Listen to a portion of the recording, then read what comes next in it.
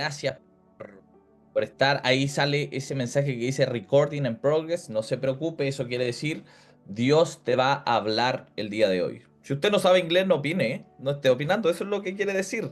Y siempre decimos en esta casa que todo es importante. Ana Paula mismo estaba mencionando, y quiero que esto quede grabado, porque no pasamos a la parte más importante. ¿Cómo dice Santiago? Sobre todo las personas nuevas se deben escandalizar, porque hay muchos que nos preguntan, ¿y dónde está la parte espiritual de todo esto? ¿Dónde está la palabra de Dios? Bueno, el mensaje no es la parte más importante de la reunión porque todo es importante, todo importa, desde que nos saludamos, desde que compartimos las preguntas, porque en todo ello podemos encarnar la palabra de Dios, podemos vivir. Y la palabra, lo que importa de la palabra de Dios es aquello que vivimos. Eso es lo que hace realmente significativo. Así que pasamos a otra parte importante para que usted sepa. El mensaje del día de hoy tiene por título, le puse así para que usted sepa, eh, la comunidad de los asustados. Y mira, justo que estábamos hablando de los miedos, ¿qué les parece? La comunidad de los asustados. No soy muy bueno con los títulos, espero que me puedan perdonar, pero es así. Así que si usted está anotando, si usted tiene, primero muéstrame su Biblia por ahí, si usted tiene Biblia, si usted tiene un cuadernito, sería bueno que la tenga a mano por ahí. Si no la tienes, no se preocupe, hay aplicaciones muy buenas que le pueden servir. Así que, bueno, ahí estuve viendo algunas Biblias, algunos cuadernos. Maravilloso. La comunidad de los asustados, usted se queda con ese título en su mente. Y yo por mientras siempre parto con una historia, algo que me haya conectado con el mensaje, algo en lo que estuve pensando. Y tiene que ver con una cuestión de infancia. No sé si muchos saben, pero yo soy ecuatoriano, yo nací en Ecuador. Nací en una ciudad que se llama Bahía de Caracas, pero viví mucho tiempo en Quito. Por eso usted de repente va a notar un acento medio extraño en mí cuando hablo, sobre todo cuando hablo serio, y va a decir, ¿por qué habla así él? Porque soy ecuatoriano chileno, pero me queda todavía algunas eses, por eso marco de repente las eses. Y les cuento que cuando yo tenía alrededor más o menos 15 años, yo vivía en Ecuador en ese tiempo, y era mi etapa adolescente. Los que tienen hijos adolescentes saben, o los que fueron adolescentes, quizás recuerden que fue una de las etapas brutales. Yo creo que a mis papás lo hice pasar, pero muy mal, porque ya a los 15 años yo ya notaban en mí ciertos tintes, ciertos matices de rebeldía. De hecho, esto no tiene nada que ver, no estoy satanizando la música ni mucho menos, pero yo en ese tiempo empecé a escuchar mucho rap. Usted no sabía, pero yo en mi vida yo fui rapero, yo fui hip hopero y me vestía como medio ancho. Me gustaba, pero yo veía a mi primo así, entonces en esta búsqueda de identidad, yo fui rapero. ¿Fuiste rapero tú? No creo. Yo fui el más rapero, entonces me interesé en esa música, hartos gángster, toda la vida del barrio. Entonces yo igual me pasaba la media película. Amigos, si es que alguien me ayuda aceptando a las personitas, por favor, para no estarlas aceptando yo y no distraerme, gracias.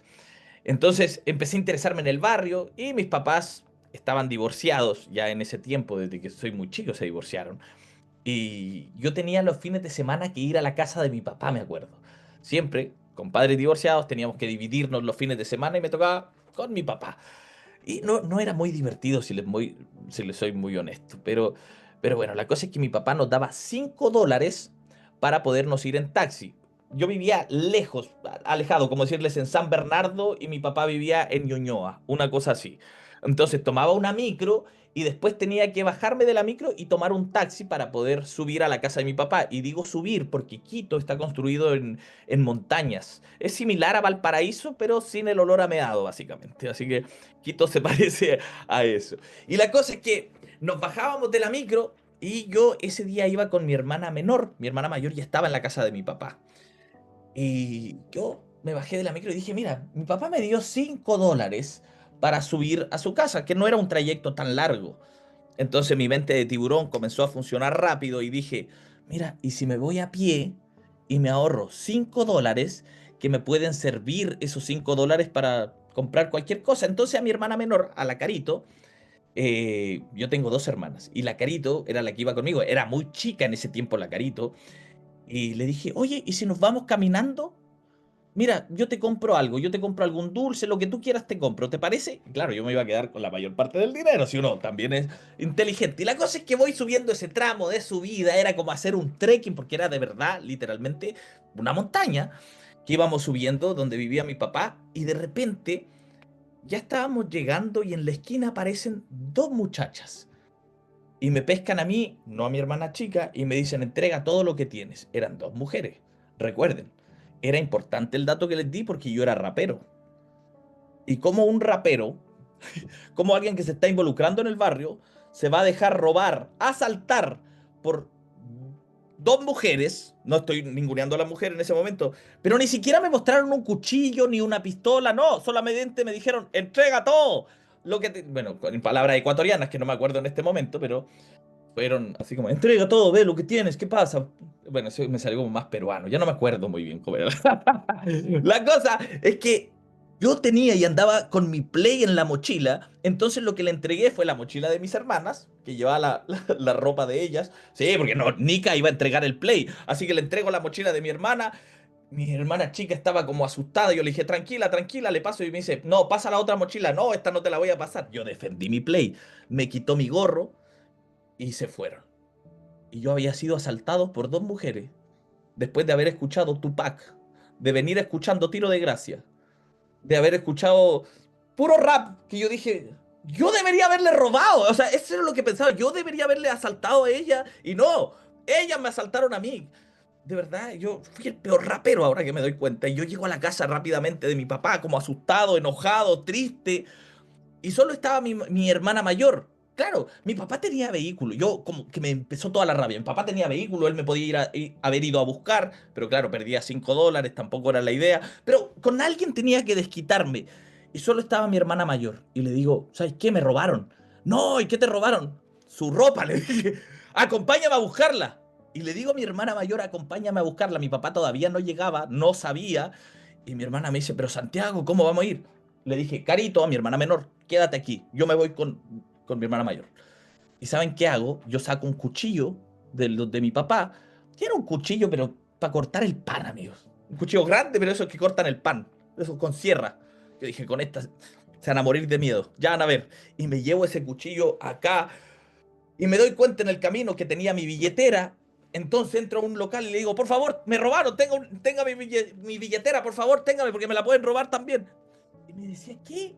Yo no los conocía, los del negocio, nada. Y me decían, ¿qué está hablando? ¿Por qué se pone así? No, no, no, no, no. Y como que la gente se asustó. Y justo llegamos al lugar donde estaban estas asaltantes. Y le digo a mi hermana, esas son. Y me dice, ¿y vamos a enfrentarlas? Sí, tranquila, tengo un cuchillo, no te preocupes. Ponte atrás mío. Entonces me dice, oye, pero dile al caballero que viene ahí, dile que nos acompañe. Y yo todo asustado le digo al caballero, oye, ¿por qué no nos ayudas? Porque, ¿sabes qué? Nos robaron unas niñas, nos robaron, entonces ayúdame, por favor. Ya, yo voy con ustedes, nos dijo. Y cuando llego y le digo, oye, devuélveme todas mis cosas, la insulté y saco el cuchillo, el caballero que iba conmigo al lado dice, ¿qué? Y se fue corriendo, no nos pudo ayudar. Y mi hermana se asusta y la chica esta me dice, ¿quieres pelear con cuchillo? Peleemos con cuchillo, me dice. Y yo me pongo así, no puede ser, nunca, no creía haber llegado tan lejos. No era esa la idea era que, bueno, en mi cabeza sonaba muy bien, mi plan era que se asuste, que me devuelva las cosas y listo, quedábamos todos como amigos, no hay problema. Pero me dijo eso y yo en un instinto me dio mucho miedo porque ella saca un cuchillo y mi hermana se pone atrás así como asustada y yo cruzo la calle y dejo sola a mi hermana con esa niña. Claro, mi miedo me hizo reaccionar, mi instinto de supervivencia funcionó en el momento y yo crucé la calle y dejé a mi hermana sola ahí y mi hermana diciendo, oye, pero devuélvenos las cosas, mira, no está bien robar, como tratando de hacerle entrar en razón. Y mi hermana, ¿saben cuál era el argumento de mi hermana? Le decía, oye, sé señorita, devuélvenos las cosas. Es como esas palabras que decían los papás antes, siéntese como señorita. Ese fue el argumento de mi hermana. Pero yo la abandoné. En medio de la pelea, yo dejé a mi hermana porque me dio mucho miedo. Cuento corto, no nos devolvieron las cosas. Mi papá me retó y yo me sentí muy frustrado porque me sentí muy cobarde. Fui una persona que tuvo mucho miedo y más encima, mi miedo me llevó a dejar a mi hermana tirada ahí. O sea, cualquier cosa le hubiera pasado a ella. Y yo que la dije, no. O sea, pudo haber terminado fatal, no fue así, gracias a Dios. Pero les puedo contar si hubo alguna emoción en mi vida, en mi adolescencia, en mi infancia, si una emoción primó, esa fue el miedo en realidad. Y se mantuvo también hasta la adultez. Y me gustó mucho que justo la pregunta, y les prometo que no estábamos coordinados en la pregunta, justo habló de estos miedos. Y ahí dijeron ustedes cuál era su miedo. Y esta semana yo estaba reflexionando y me detuve a pensar si es que existía alguna palabra, por lo menos, alguna palabra en alemán. Mira, si yo soy rebuscado para mis cosas. En una palabra en alemán para esa sensación de miedo, por ejemplo, del miedo a que te roben tu Play. ¿Existirá una palabra, dije yo, en alemán al que sea? O el miedo a salir sin casco en la luna. Son miedos que yo tengo, quizás te parezcan absurdos, pero imagínate salir sin casco a la luna, se te olvida. A mí se me olvidan todas las cosas. Y justo tengo que salir a la luna sin casco, me da miedo. Yo digo, ¿habrá alguna palabra así como para estos miedos específicos?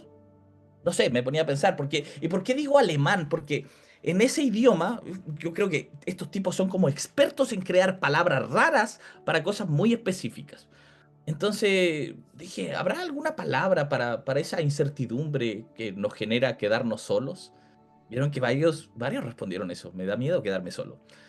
O, no sé, cuando alguien está atravesando algún tipo de tristeza, la Carito, mi hermana menor sabe alemán, si es verdad.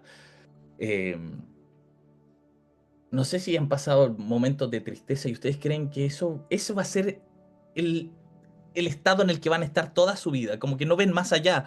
Entonces, yo decía, ¿existe alguna palabra también para ese miedo a no superar alguna tristeza o ese miedo que genera tal vez algunos esperar estos resultados de alguna biopsia? ¿A alguien le ha pasado eso? Bueno, los que han pasado eso, de esperar estos resultados de la biopsia, saben que esperar los resultados de cualquier prueba puede ser muy agotador.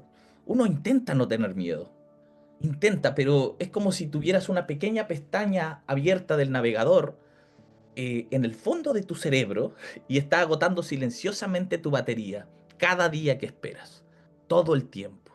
Y resulta que los alemanes realmente nos ayudaron con la cerveza, nos ayudaron con los embutidos, y con una palabra que es Schadenfreude. No le estoy pronunciando muy bien. Miren, se las voy a colocar en el chat para que no digan que me inventé, que busqué. Amigos, si yo tengo búsquedas inútiles, estas son cosas que yo hago. Ya, vamos a creer que se pronuncia Schadenfreude, ¿ya? Pero en realidad no lograron ninguno de los alemanes, ninguna de estas palabras, ofrecerme palabras para mis miedos específicos. No había palabra para lo que preguntaba, solo había esa palabra, que era miedo.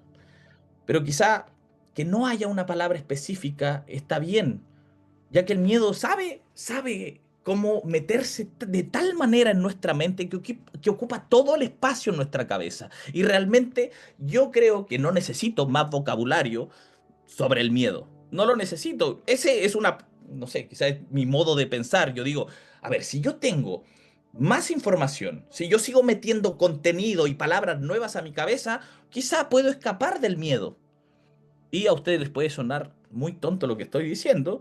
Y ustedes pueden tener sus propias técnicas para escapar del miedo. Yo no lo sé. Quizás sea ver reels, tener una agenda ocupada, siempre llena, o comprar cosas que no necesitan con dinero que no tienen. Bueno, ustedes son los que saben. Ustedes saben lo que hacen para luchar contra el miedo. Pero cuando yo he estado muy asustado, cuando he estado muy ansioso por algo, lo que hago constantemente es nombrar aquello a lo que le tengo miedo. A ver, nómbrenme cosas a las que les tienen miedo, pero rápidas, cosas rápidas, rápidas, rápidas. Vayan, desbloqueense el micrófono y nómbrenme eso. Gracias por los que están Cáncer, participando, los que no. Las El cáncer, polillas, las polillas. ¿Qué muerte, más? ¿Qué más? a Rápido. la, La a las muerte. a la oscuridad, soledad, Listo, perfecto. enfermedad, Perfecto. a la a los muerte, ratones, a la La soledad, temporada. Perfecto. Cáncer. a la Perfecto. araña, Ya, a que perfecto. No están escuchando. a estar Perfecto. sola. Perfecto significa listo. Ya, muchas gracias por sus palabras, lo entendí. Hay muchas cosas a las que tenemos miedo. Entonces, cuando yo A que tengo me miedo, lo que penen en hago la es noche. ¡ya! No, mentira. Claro, No, que se desesperaba. Estoy bromeando. Ya, nada más de ejemplos. Gracias. No se desbloquee el micrófono. Lo voy a silenciar otra vez. Muchas gracias por sus ejemplos. Listo. Era solamente una parte. Yo tenía muchos miedos. Ahí lo muteé otra vez. Y yo lo que hago cuando tengo miedo es nombrar todo lo que me da miedo, todo, todo. Por ejemplo, el miedo que me da quedarme solo, a que la gente me abandone, a que me dé una ACV, me da mucho miedo que me dé una ACV. O fallarles también, tengo un miedo terrible a fallarles a ustedes como pastor, como amigo, me da miedo. Son cosas posibles. Y luego de pensar y de enumerar los miedos que tengo, digo, a ver, Santiago, calmémonos un poquito. Esto, esto está pasando, esto realmente son cosas que están sucediendo, me pregunto. Y miren, 9 de cada 10 cosas que mencioné, la respuesta era no, no. El miedo era real, claro, el miedo es real, pero lo que temía no lo era. Y según yo, y miren el análisis, porque hice un análisis arduo, según yo encontré al culpable. Nunca más vas a pedir ejemplos. No, amigo, no voy a pedir ejemplos. Dice, 9 de cada 10 gritos son del pastor también. Gracias por eso. Pero yo encontré al culpable. Y según yo, ¿quién es el culpable? Y para mí es la evolución. ¿Por qué la evolución? Miren, si lo piensan bien, por ejemplo, el Homo sapiens ha existido durante 300.000 años. Mira, mira la vuelta que me voy a dar. Pero el Homo sapiens ha existido durante 300.000 años y durante 290.000 de ellos fuimos cazadores recolectores, cuyos miedos, por ejemplo, fueron los que nos mantuvieron con vida. O sea, esos miedos nos mantuvieron sobreviviendo. Eran advertencias, por ejemplo, no comas de esas bayas raras, no hay que comerlas, porque mira, se ven muy raras, no comas, pueden ser venenosas, no las comían. Entonces, otro miedo que ellos tenían, que los mantuvo con vida, era no te acerques a ese tigre dientes de sable. Mira, no sé si el león, tigre, dientes de sable, pero no te acerques al diente de sable. Otro dice, no hagas nada tan socialmente incómodo que te exilien del grupo de recolección porque los necesitas para sobrevivir. Son cosas que pienso. Son miedos que nos fueron cuidando, que nos ayudaron a vivir. No te metas nunca con alguien asociado al área de salud. Esa etapa yo se la recomiendo saltársela. Son miedos que nos mantuvieron vivos. Pero miren, por esos mecanismos de supervivencia, no siempre se aplican tan bien a la vida moderna. O sea, lo que teníamos miedo en el pasado, en esta vida, la que vivimos ahora, no se aplican tan bien, pero los mantuvimos. Ahora, quizás no haya un tigre escondido entre los arbustos, pero quizás lo que te da miedo es un correo de tu jefe. En lugar de huir de los depredadores, tal vez ese ahora sea el leer los comentarios en redes sociales o el no tener los likes suficientes. A veces la gente se mide por cosas muy fluctuantes. Y lo más extraño, chiquillos, es que nuestros cuerpos responden de la misma manera como lo hacían en el pasado. De la misma manera, de los mismos peligros. Responde igual. Con estos pics de adrenalina, con esta visión reducida, con el corazón acelerado, con las manos sudorosas. Son respuestas al miedo. Y estas mismas sustancias químicas que vamos liberando, que una vez nos salvaron la vida, hoy tal vez son aquellas cosas que nos mantienen despiertos hasta las 3 de la mañana viendo videos de Blade Blade. Nadie más lo hace. Nadie más ve a Villano y Coleccionista, por favor. Díganme que los ven. Yo veo a Villano, me encantan los... ¡Perfumista! ¡Soy el caos absoluto! ¡Te destrozan! Bueno, yo veo muchos videos de eso. Entonces, eso que me mantuvo vivo antes, hoy me mantiene muy despierto. Y quizás nosotros, uno de los mayores dones que tuvimos como humanidad fue contarnos historias. Tenemos que contar historias como especie, pero también significa que podemos imaginar amenazas que aún no existen. Y eso nos pasa. Sinceramente, la mayoría de mis miedos, de las historias que yo me cuento, son cosas que probablemente no van a suceder. Pero bueno, en algún momento eso me hizo pensar que van a pasar y es como real, como que lo siento muy vivo. Y el mundo quizá puede parecer desmoronarse ahí mismo en la pantalla de nuestros teléfonos porque también nuestros miedos se alimentan mucho de lo que nosotros consumimos. Ahí está la cuestión. Nosotros lo que vemos en nuestros teléfonos no es el mundo entero, amigos míos, sino el mundo que hemos filtrado a través de nuestras ideologías, de nuestros algoritmos y de la necesidad de que sigamos haciendo clic para que algún imbécil esté ganando dinero con la publicidad que hace. La mayor parte de lo que nosotros vemos en línea no siempre es verdad, pero se alimenta de la interacción que tenemos con eso y eso dispara nuestros neuroquímicos, nos mantiene asustados para que sigamos y sigamos en el teléfono navegando y bla, bla, bla, bla. Ahí dicen que son Team Villano. Buenas frases se saca Villano. Pero, miren, hay algo muy bonito. Frente a todas estas cosas, cuando vamos al texto bíblico, adivinen qué frase aparece muchísimo. Dice, no tengan miedo. Los ángeles lo dicen.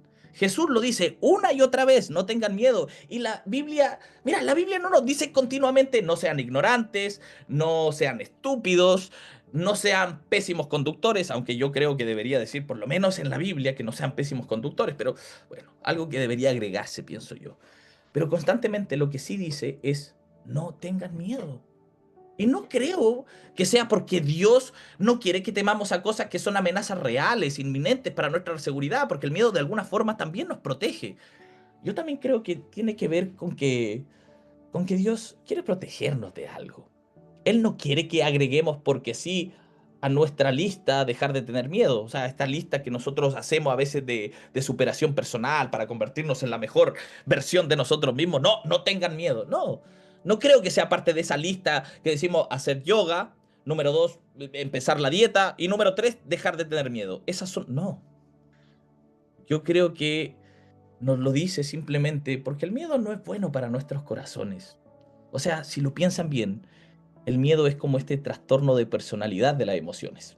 Es un mentiroso que está sediento de atención porque el miedo siempre intenta convencernos de que es más real de lo que realmente es. Está sucediendo en el momento, pero realmente no va a pasar a aquello que tienes tanto miedo. Por lo menos la mayor parte del tiempo no.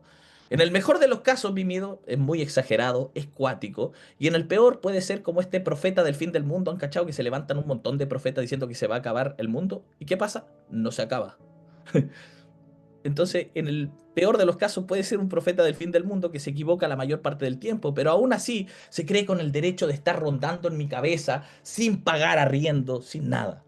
Y hay un texto hermoso en Lucas 12:32, si mal no me equivoco, que dice, no teman manada pequeña. Me gusta esa ternura. No teman manada pequeña, porque a su padre le ha placido darles el reino. Y quizás lo que Jesús estaba diciendo con esto era, dejen de tener miedo a lo malo que quizás les pueda suceder, porque se van a perder por completo el reino de Dios, que sí está sucediendo. Y el reino de Dios, acuérdense que el reino de Dios, podríamos decir que en este tiempo sería similar a... Mamá, ¿Me no pueden juega, me mutear, por golpeó. favor? ¿Qué pasó? ¿Por qué me están interrumpiendo? Gracias. Ahí los mutearon. Muchas gracias. Entonces, lo que les decía es que este miedo no paga riendo. Y lo que dice Jesús quizá era simplemente, dejen de tener miedo a lo malo que les pueda suceder, porque se van a perder el reino de Dios. El reino de Dios es símil hoy en día a decir otro mundo mejor es posible, un mundo más de más amor, de más justicia, de paz. A eso se refiere con reino cuando hablemos, ¿ok? Y constantemente me pregunto, ¿qué me desconecta a mí de la vida? ¿Qué me aísla de la gente? ¿Qué me hace egoísta? ¿La tristeza? ¿La depresión? ¿El dolor? Tal vez. Siempre he pensado que cuando me pongo triste me aíslo. No me gusta compartir las cosas, que cuando tengo un dolor no quiero ver a nadie. Y yo digo, esto entonces, el producto de que solo vea mi dolor y que pueda ver solamente mi dolor, es producto del dolor mismo. Y no, descubrí que es del miedo a lo que va a pasar con ese dolor, del miedo a que nunca más deje de doler, del miedo, por ahí leí algunas respuestas, ese miedo a quedarme solo. No es la tristeza por quedarme solo, es el miedo que tengo a no encontrar a alguien que me ame porque no creo ser lo suficiente para que otros me amen. Es ese miedo que se arraiga en nosotros. Es un dolor terrible, pero más que el dolor, vuelvo a decir, y lo he repetido muchas veces, es el miedo. Es para que ustedes se lo graben acá. Para que usted diga, ¿por qué está siendo tan repetitivo? Porque quiero que te quede aquí, te quede en tu retina. Así que quiero que vayamos a un pasaje que encontré hermoso esta semana y que estuve reflexionando, que es Marcos 4:35 al 41. Vamos a ir a este pasaje que lo han leído muchas veces, pero me encanta que a veces cuando leo pasajes muy conocidos he podido ver otras cosas distintas.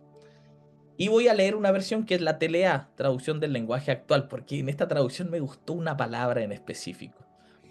Así que voy a leer esa versión para que usted no se asuste, es parte del texto bíblico. Dice lo siguiente, la gran tormenta, usted lo debe saber. Ese mismo día, cuando llegó la noche, Jesús le dijo a sus discípulos, vamos al otro lado del lago. Entonces dejaron a la gente y atravesaron el lago en una barca. Algunos fueron también en otras barcas. De pronto se desató una tormenta. El viento soplaba tan fuerte que las olas se metían en la barca y ésta empezó a llenarse de agua. Entre tanto, Jesús se había quedado dormido en la parte de atrás de la barca, recostado sobre una almohada. Los discípulos lo despertaron y le gritaron: Maestro, ¿no te importa que nos estemos hundiendo? En otras versiones dice: ¿no te importa que perezcamos? Jesús se levantó y ordenó al viento y al mar que se calmaran. Enseguida el viento se calmó y todo quedó completamente tranquilo. Entonces Jesús le dijo a sus discípulos: ¿por qué estaban tan asustados? ¿Todavía no confían en mí? Pero ellos estaban muy asombrados y decían unos a otros: ¿quién es este hombre que hasta el viento y el mar obedecen? Marcos, ¿cuánto? Marcos 4, del 35 hasta el 41. Ahí tienen el texto bíblico. Marcos 4, del 35 al 41. Ustedes lo deben haber escuchado, esta tormenta. Jesús calma la tormenta, le ponen mucho de esos títulos. Vamos a hacer un resumen de esto. En el Evangelio de Marcos nos cuenta que Jesús y sus discípulos parten con otras barcas hacia otro lado del mar de Galilea. Ahí están. Había una gran tormenta, ellos tenían miedo y para colmo, Jesús se estaba comportando como un inútil. Bueno, eso es lo que deben haber pensado ellos. Yo estoy poniéndome en la cabeza de los discípulos. Porque Jesús no estaba haciendo nada. Entonces, quien no hace nada no está siendo útil, es un inútil. ¿Ya? Para que no se escandalicen por lo que digo. Es decir que, por ejemplo, estaban en medio de la tormenta. La tormenta pegaba pero con todo, vientos, olas. Y recuerden lo que ellos pensaban antes del mar. En el mar, ellos decían, el mar para ellos era un símbolo malo, porque en el mar abajo estaban los demonios. Entonces cuando habían tormentas, cuando habían marejadas, para ellos era que los demonios estaban haciendo una danza para acechar contra sus vidas. Eso ellos pensaban, eso era parte de su cultura. Por eso recuerdan cuando Jesús camina sobre el agua y ven un fantasma, era lo lógico, porque era parte de los demonios, los fantasmas que azotaban ahí y que podían aparecerse. Por eso ellos piensan eso. Entonces Jesús está ahí como un inútil, nos cuenta que estaban azotándose por olas, él dormía la siesta y dice sobre una almohada. Esto me gustó mucho, porque para los que son fanáticos de la Biblia, esta historia, este pasaje aparece de diferentes formas en los evangelios. En los 4 evangelios aparece. Pero yo digo que Dios bendiga a Marcos porque Marcos es el único de los evangelios que menciona que había una almohada involucrada. Algunos dicen una cabecera, pero era una almohada involucrada y me pareció hermoso. Jesús estaba sobre una almohada acostado en la parte de atrás del barco. No lo había leído antes, me puse a observar esto. En fin, ¿qué pasa con los discípulos? Los discípulos estaban aterrados pensando que ellos iban a morir. Observaron su situación, observaron esta, miren, si fuera una obra de teatro de sus vidas, esta era una gran obra. Vieron que el elenco, todo el reparto, no estaba actuando como se suponía que debía desarrollarse esta historia, como que se suponía que debían actuar. Y que en el guión tampoco se estaba desarrollando como ellos creían que debería desarrollarse si es que Jesús realmente los amaba. Así que lo despertaron y le dijeron: oye, ¿no te está importando que estemos muriendo? Así le despertaron. Porque era obvio, estaban en una tormenta, estaban en lo más profundo de las cosas que pasaban. Dice, aquí me hicieron una pregunta. Hola, soy nuevo y me gustaría saber cuál puedo obtener, cuál me recomiendan. Muchas gracias. Bueno, después te voy a recomendar una Biblia muy buena que tiene que ver si es para estudio o para qué. Pero ahora estaba leyendo la nueva traducción, o sea, traducción lenguaje actual. Esa estaba leyendo. Entonces los discípulos desesperados tenían inquietudes sobre la situación, y lo cual es totalmente comprensible. Si yo estuviera, imagínense ustedes están en una barca precaria del siglo I, con el agua hasta los tobillos, porque ya se está entrando el agua a esta barca mal construida, con el trueno en el cielo, pensando que hay fantasmas y que hay demonios abajo, y que Jesús estuviera acurrucado en una pequeña almohada, que nadie más de ellos tenía almohada, y él tenía una almohada.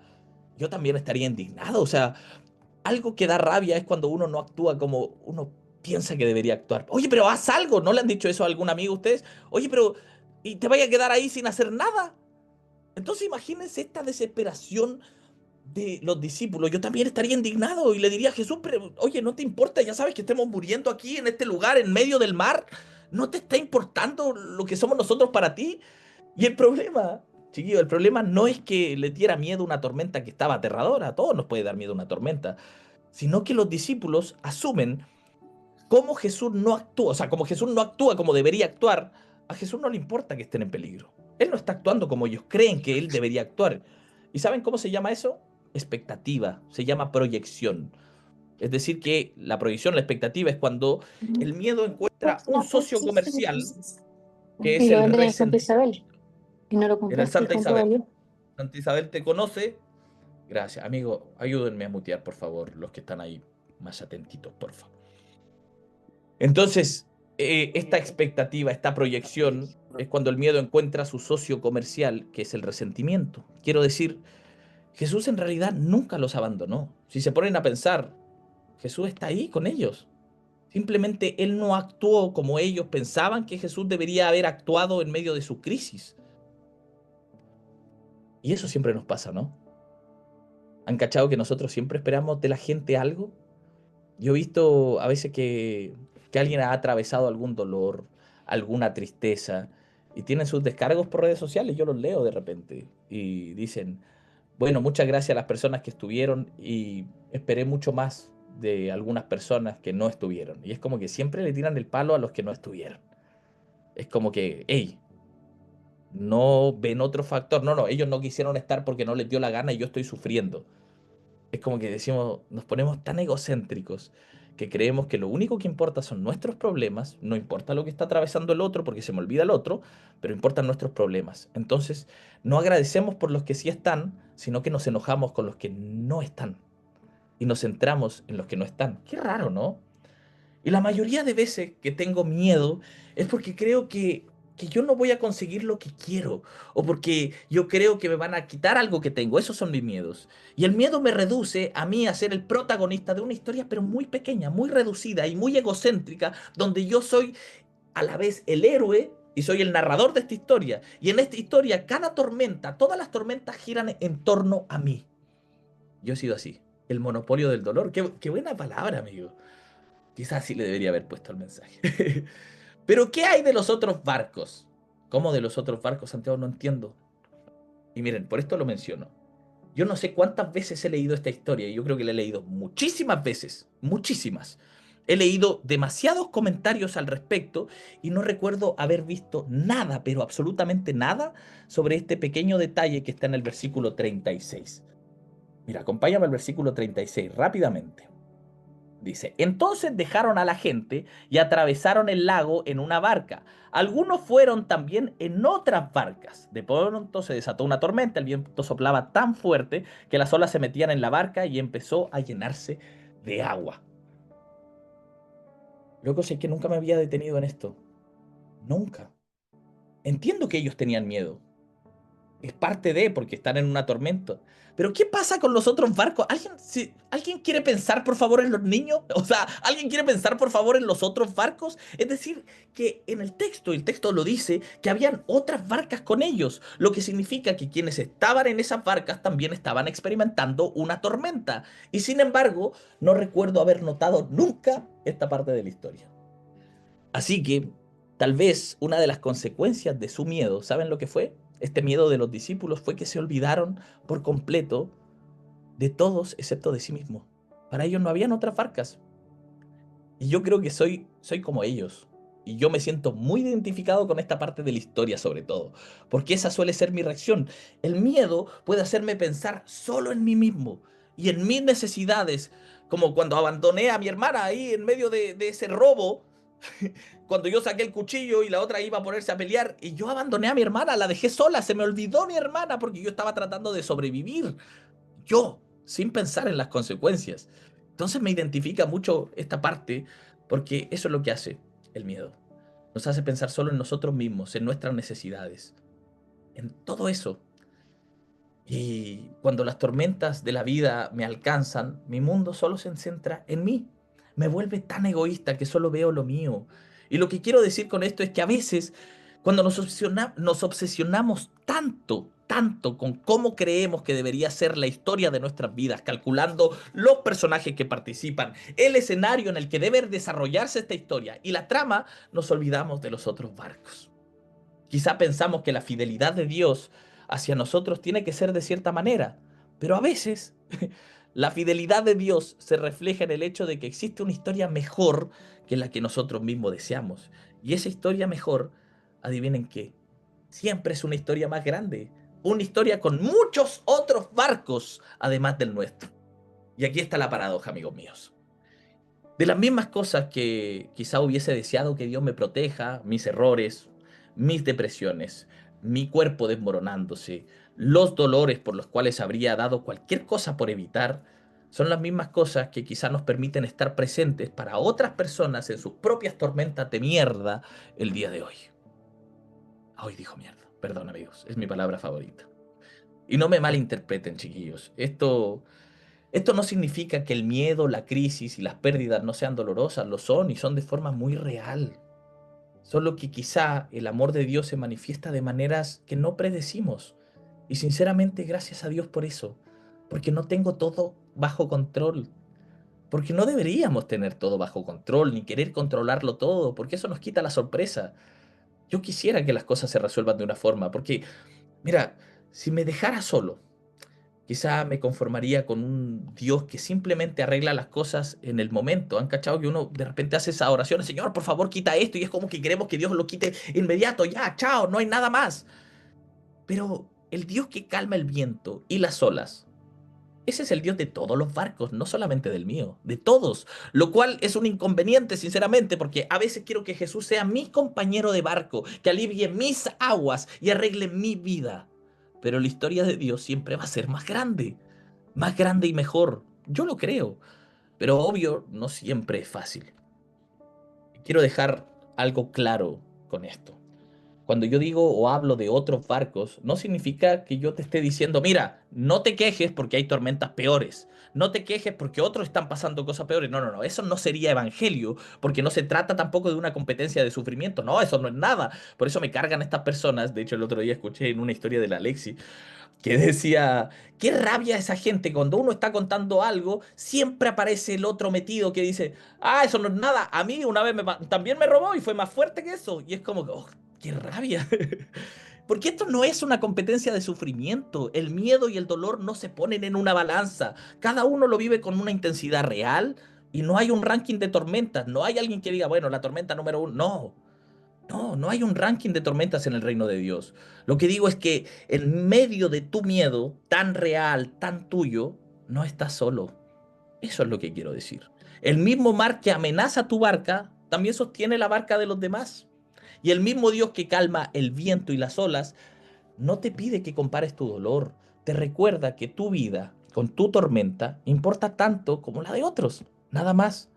Ese es el Dios en el que creo, el Dios de todos los barcos.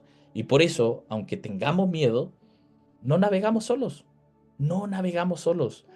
Hay esta psicología del trauma, y con esto ya estoy terminando, por si acaso, para que no se pongan nerviosos.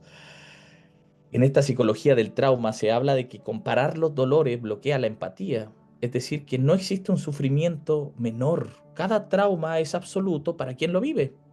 Y uno de mis teólogos favoritos, que es alemán, ¿viste? Alemán, de las palabras que andaba buscando, que es Jürgen Moltmann, él decía que la esperanza cristiana no nace en minimizar el dolor, sino en atravesarlo juntos. No nace en minimizar el dolor del otro, ni siquiera el tuyo propio, sino en que lo puedes atravesar con otros.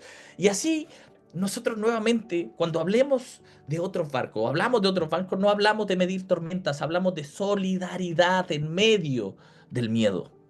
Y el problema del miedo es que nos encierra en un monólogo donde soy el único protagonista, el único que sufre, pero el Evangelio rompe con esa soledad. Yo me rehúso a esta vida de soledad. Me rehúso a vivir un liderazgo en soledad. Me rehúso a que el pastorado sea un camino solitario. Porque eso es contra todo el Evangelio. Tiene que ser un camino comunitario. El Evangelio rompe esa soledad y me recuerda que mi barca no navega sola, que mi miedo no es el único miedo y que Dios no calma la tormenta a costa de otra, sino que abre el mar entero para todos. Y ese es el desafío. Ese es el desafío de hoy. No dejar que el miedo nos aísle en comparación. El mío es peor, el tuyo es nada, sino que nos despierte a esta comunidad de los asustados. Todos tenemos miedo. Todos estamos navegando tormentas en un mar infinito de posibilidades. que es también esta comunidad del reino. Esta comunidad de los asustados es la casa también. Porque la buena noticia no es que tu dolor valga menos que el del otro, sino que cada uno es irrepetible y en cada uno Dios se encarna y Dios está en todos los barcos. Entonces, nuestra tarea, ¿cuál es? Es no competir por quién grita más fuerte en la tormenta, sino cantar juntos en medio de ella. Eso es poder atravesar el miedo sin negarlo, porque va a estar. ¿Que vas a seguir teniendo miedo? Todos tenemos miedos, pero no estamos solos, no eres el único, y juntos podemos atravesar esas tormentas. El plan de Dios siempre fue comunitario. Por eso me da rabia cuando dicen, no, la salvación es personal, cada uno va a salvar su alma y la salvación... Amigos, la salvación es comunitaria. ¿Por qué? Porque producto de salvación que viene de Zoe, de calidad de vida, de una vida mejor, que nos viene de rescatar, podemos tener una vida mejor. Y cuando nosotros somos salvados es para que otros también puedan vivir mejor, para que otros puedan eh, estar mejor. Ese pasaje bíblico que dice, cree en mí y serás salvo tú y tu casa, no quiere decir que, bueno, yo creo en Dios y por eso va a ser salvada también mi casa. No, es que lo que importa de esa salvación es que esa salvación se hace presente en los actos diarios y que ese resultado de la salvación, de vivir mejor, de encarnar mejor esta vida de Dios, de vivir en justicia, en amor, esto va a afectar a tu familia, obviamente, porque si vivo en amor, ¿a quiénes quién tiene que afectar? A los de mi casa. Porque tiene que producir efectos en tus cercanos, porque tiene que producir efecto inmediato en el otro, porque no es personal, es comunitaria. Así que quizá cuando tengamos más miedo, sobre todo, sepamos que hay un gran mar en que todos estamos atravesando de miedo, que no somos los únicos, no en comparación, sino para sentirnos acompañados, en que no estamos solos, en que Dios está en medio de nuestras tormentas, así como también mi hermano. ¿Amén? ¿Amén o no amén? Gracias. Me gusta que Amén. la Amén. Amén, me amén, gusta que amén. la Alexis justo lo tenía en pantalla y la Alexis Amén. levantó la cabeza. Amén. Vamos a orar, amigos. Vamos a orar. Dios, te doy gracias por esta comunidad de los asustados, porque no puedo sacar el miedo, ni tampoco puedo extraer el dolor de mi experiencia humana. Lo voy a atravesar en distintas etapas de mi vida. Lo vamos a atravesar en distintas etapas de nuestras vidas. Y gracias porque a veces nuestros dolores ayudan a sanar a otros que están atravesando por algo que nosotros también ya atravesamos. Gracias porque mi dolor, mi miedo, me ayuda a ser más empático con el miedo del otro. Ayúdame a ser más sensible a que estos miedos me ayuden a ver al otro, al que está ahí, que también está atravesándolo. Ayúdame, Señor. Ayúdanos a poder ver más allá de nosotros mismos, a dejar de centrarnos en nosotros mismos y comenzar a ver el panorama un poquito más amplio. Ayúdanos a devolvernos la visión que perdimos cuando tenemos miedo. Ayúdanos y despierta nuestros ojos, quita nuestra venda de ahí para que podamos ver que tú actúas en medio de nuestras tormentas, no como nosotros quisiéramos, pero sí porque tienes un plan mayor, un plan mejor para nosotros. Porque esta historia no es una historia pequeña, sino que es parte de una gran historia. Es un capítulo más de nuestra vida. Y recuérdanos siempre que el dolor que estamos atravesando no es para siempre. Que el miedo que tenemos ahora no es para siempre. Y que no tiene la última palabra. En el nombre de Jesús. Amén. Y amén. Amén. Tengo una pregunta para ustedes, porque siempre nos gusta compartir en medio de las prédicas.